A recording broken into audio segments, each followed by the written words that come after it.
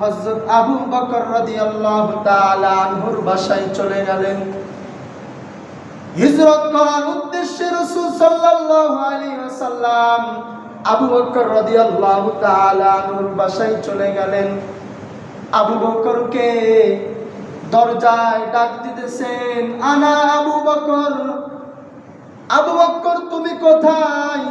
এই কথা বলার সাথে সাথে আবু বকর বলতেছেন, লাব্বাইকা ইয়া সাআদি। আল্লাহু আকবার। হযরত আবু বকর রাদিয়াল্লাহু তাআলা আনহুর সাথে সাথে রাসূল সাল্লাল্লাহু আলাইহি ওয়াসাল্লামের ডাকে সাড়া দিলেন। আল্লাহর রাসূল বলতেছেন, ও আবু বকর, আপনি কি রাতে ঘুমান না? আবু বকর বলতেছে, না না, একদিন আপনি আমার কানে কানে বলছেন যে আবু বকর তোমাকে মদিনার হিজরতের সাথী হতে হবে আমার। সেই দিন থেকে আমি কোনো রাত ঘুমাই না। আবু বকর বলতেছে, রাসূল শুধু আমি ঘুমাই না, আমার কন্যা সেও ঘুমায় না। আপনার জন্য নাস্তা তৈরি করে করে রাত্রি জাগরণ করতেছে। রাসূলকে বলতেছে, ইয়া রাসূলুল্লাহ, শুধু আমি ঘুমাই না, আমার মেয়ে ঘুমাই না, আমরা যার উপর সুয়ারি করব সেই উটটাও ঘুমাই না। সুবহানাল্লাহ। আল্লাহ রাসূলের প্রতি কি আশিক ছিলেন আবু বকর রাদিয়াল্লাহু তাআলা। এই জন্য আল্লাহ সুবহানাহু ওয়া তাআলা বলছেন, সমস্ত নবীর মধ্যে আমাদের নবী সর্বপ্রথম জান্নাতে যাবে। সুবহানাল্লাহ।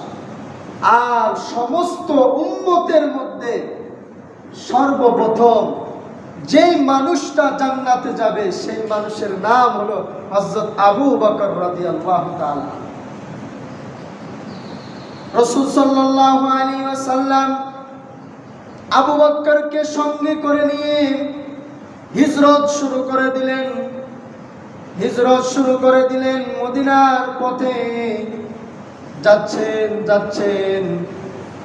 যখন হিজরতের আগে যখন রাসূল সাল্লাল্লাহু আলাইহি ওয়াসাল্লাম মক্কায় ছিলেন, ওই মদিনার কিছু মানুষ এসে রাসূলকে বলছিলেন, আপনি মদিনায় হিজরত করেন, আপনার জন্য আমরা অপেক্ষা করতেছি। মদিনার ওই মানুষগুলো, সাহাবীগুলো আল্লাহর রাসূলের জন্য এত আশিক ছিল, প্রতিদিন ওই মদিনার সাহাবীরা আল্লাহর রাসূলকে ওয়েলকাম জানানোর জন্য, স্বাগতম জানানোর জন্য সকাল হলেই পথ চেয়ে থাকতেন। যখন রৌদ্র গভীর হয়ে যেত, রৌদ্রের তাপ তীব্র হয়ে যেত, তখন ওই সাহাবীরা নিজের ঘরের মধ্যে চলে আসতেন। প্রতিদিন এভাবে চলতে থাকলো। রাসূল সাল্লাল্লাহু আলাইহি ওয়াসাল্লাম হিজরত করে যখন মদিনায় চলে গেলেন, প্রতিদিন ওই সাহাবীরা আল্লাহর রাসূলকে ওয়েলকাম জানানোর জন্য পথ চেয়ে থাকত। একদিন এক ইহুদি পাদ্রী পাহাড়ের মধ্যে উঠে দেখে রাসূল সাল্লাল্লাহু আলাইহি ওয়াসাল্লাম এবং তার সাথী হযরত আবু বকর রাদিয়াল্লাহু তাআলা আনহু আসতেছে।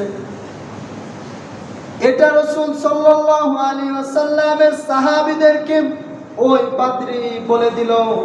সমস্ত মদিনার সাহাবীরা ছোট থেকে বড় সবাই চলে আসলো রাসূলকে ওয়েলকাম জানানোর জন্য। আর এই বাক্যগুলো বলতে থাকলো, তালাআল বাদরু আলাইনা মিসানিয়াদিল ওয়াদা ওয়াজাবা শুকরু আলাইনা মাদাআ লিল্লাহি দা। এই বাক্যগুলো সাহাবায়ে কেরাম বলতেছেন। রাসূল আসলেন মদিনায় আসার পরে সর্বপ্রথম মসজিদে নববী নির্মাণ করলেন, সর্বপ্রথম মসজিদে কুবা নির্মাণ করলেন। মসজিদে কুবা নির্মাণ হয়ে গেল, এরপরে মসজিদে জুমা নির্মাণ করলেন। এরপরে রাসূল সাল্লাল্লাহু আলাইহি ওয়াসাল্লাম মসজিদে নববী নির্মাণ করলেন। রাসূল সাল্লাল্লাহু আলাইহি ওয়াসাল্লাম মদিনার মধ্যে থাকতেন। মদিনার সাহাবীরা এত রাসূলকে ভালোবাসতেন, সাহাবীদেরকে ভালোবাসতেন।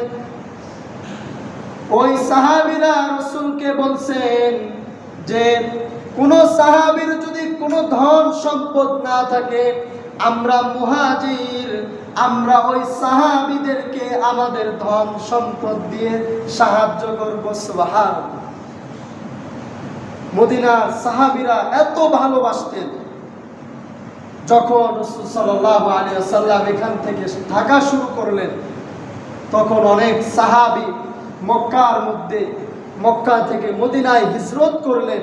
হিজরত করার পরে তাদের ধন সম্পদ যখন অনেকটাই ছিল না, তখন মদিনার সাহাবীরা রাসূল সাল্লাল্লাহু আলাইহি ওয়াসাল্লামের ওই মক্কার সাহাবীদেরকে সাহায্য করতেন।